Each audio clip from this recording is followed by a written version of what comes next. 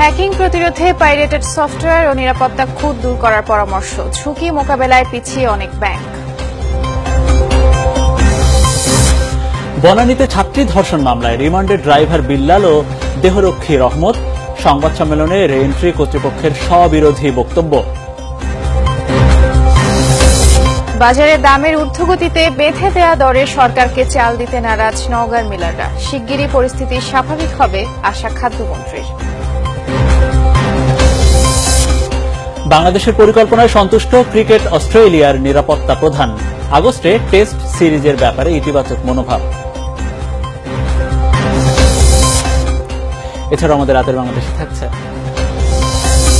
ক্ষমতার দ্বন্দ্বে ভেঙে পড়েছে মিরপুর বাংলা স্কুলের প্রশাসনিক কাঠামো। 5 মাস বেতন নেই শিক্ষক কর্মচারীদের, ব্যাহত শিক্ষা কার্যক্রম।